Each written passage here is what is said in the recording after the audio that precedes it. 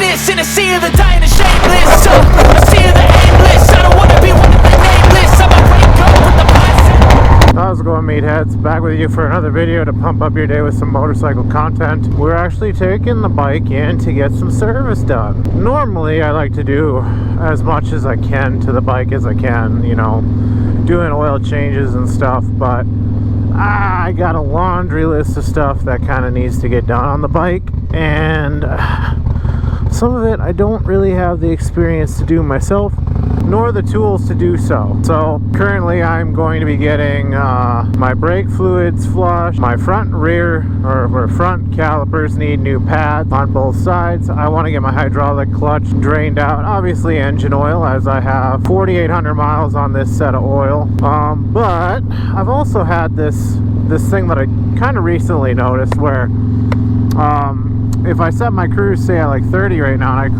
let go, you see on my bike kind of wants to start like dancing a little bit. It's kind of easier if I get on a flatter section, but you know, let go of the handlebars, it does this. You can see how it's just kind of slowly dancing around without me really touching the bars, or not even touching the bars at all, where it just kind of slowly wants to dance around. After talking to the guy that I usually take my bike to, which is Clay up here at Barely Legal Bikes here in Sioux Falls, he thought that it's probably the steering head bearing needs to be adjusted, needs to be tightened up. So after doing some research myself, I'm like, that's just not something I really want to try and tackle, and to do it wrong, it has just as bad of consequences as it being loose. So I said, well, with all the other stuff that needs to get done on the bike, such as the fluids in the brake lines and the clutch and the pads being out of shape, out of shot, just shot in the front, and needing engine oil, I figured with all that stuff being needed to be done, I just said, you know what, it costs me about the same to have somebody else do it as it would for me to spend the time to do it myself. So I said, screw it, let's just take it to this guy. He's usually really quick about getting stuff done on my bike. You know, when it comes to oil changes, it's usually done within 24 hours. You know, the brake fluid and stuff might take it a little bit longer, and especially if my head bearing needs to be tightened up or adjusted at least, then he'll be able to tell me, like, hopefully it's not like the front end the whole bearing needs to be replaced, you know, which would be a real sucky part, especially on top of the transmission issue, the transmission blowing out in my truck. Like that's not something I want to deal with, but hopefully that's not the case. I have a feeling that because it's just a slight wobble, like, and it's only really at slow speeds that it's noticeable, that my guess is it just needs an adjustment, especially since I don't think it's ever been adjusted. At least not in the time that I've owned the bike, it has been adjusted. So probably just something that needs to get looked at, checked over, tightened up, lubricated, whatnot, and go from there, you know. But thus is the things that happen when you have motorcycles, is things wear out, things need to be replaced, and honestly it doesn't bother me too much. Like I don't think that the brake fluid's kind of cheap anyway, and my hydraulic clutch, I don't think all that will cost me too much. It's where I'm worried is what's going on with the steering head bearing, and if that's going to be expensive to replace. But you know, if so, it's just like, well, it just means that there's a much less chance of Zach buying anything really expensive for the bike. You know, no new exhaust or no legends in the front and stuff. So that's all it really means, is that if I have to replace like the whole assembly in the front for the steering head bearing, or the steering head in general, the neck, like, well, then it's just how it is, and there's nothing really I can do about it. So Jesus Christ, speed limit is still 55 there, so just straight up like, dude, don't care. There wasn't a motorcycle there 3 seconds ago, so guess what? I'm just gonna go. I like taking it to Barely Legal Bikes here. He's straightforward and honest with me, and I keep continuing to bring him business because even though he's like, there's a lot of other shops that maybe could do it faster. There's shops that will definitely charge you more. He's always been very clear and honest about what he sees and his prices, so that's why I continue to come with him. You know, if I decide to do any motor work or like have any like major issues, I take it to him because he can take the time, tell me what to do, and get it done right. And you know, when you find a reliable mechanic to take your motorcycle to, your car to, like, it's kind of hard to go and try some other place unless they really do you dirty or something like that. But because he's just a one-man show, he's a single, you know, he's the owner and the operator of the business. Honestly, him screwing something up, he'd really have to have a bad day, you know, and that's just not him. I left my wife in the I left my wife in the dust, but I bet she'll catch up sooner or later.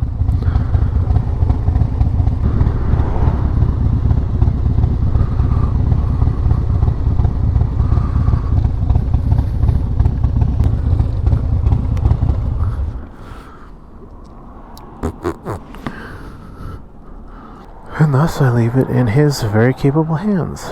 Thank you guys for watching.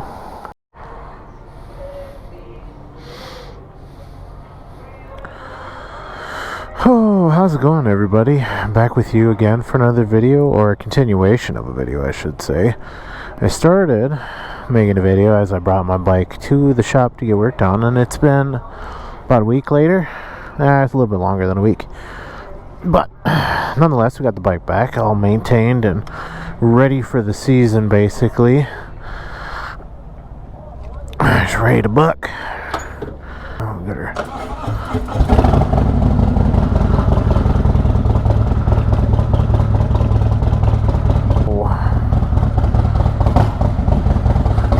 Ooh. So, like I said, when I brought this in, I had him redo all the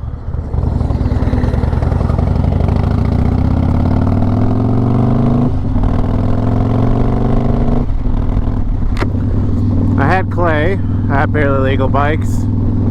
He flushed all my brake fluid, replenished it, flushed my hydraulic clutch fluid, new engine oil, and actually had to end up replacing my head bearings, unfortunately, because what ended up happening was he got them adjusted to where they needed to be, but they had a catch at a point coming back to center, so that meant that there's something messed up in the bearing. So that was a little bit more expensive than I was hoping it would be, but at least it fucking works.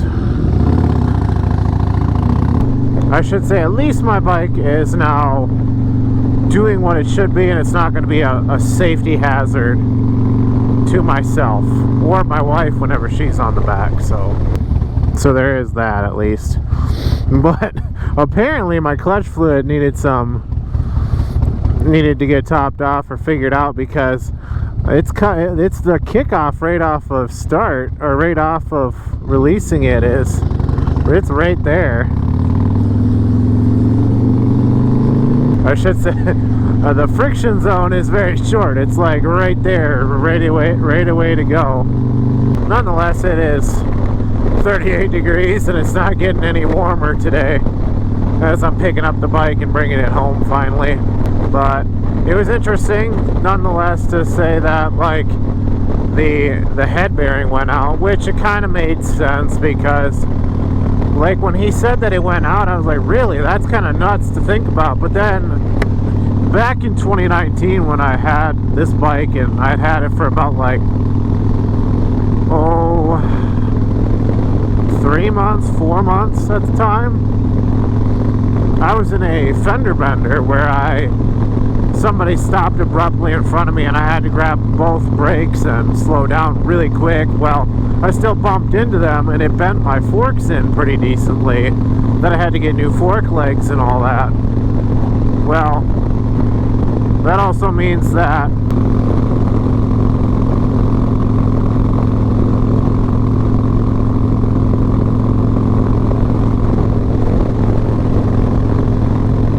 unfortunately, I'm not all dressed up to go in for an actual ride. Like, I got my gloves, I got my undergarment, or the underlayer of glove, I got my Carhartt jacket, I got a Carhartt sweatshirt on, I got my full face on, but I do not have warm pants on, that's for sure.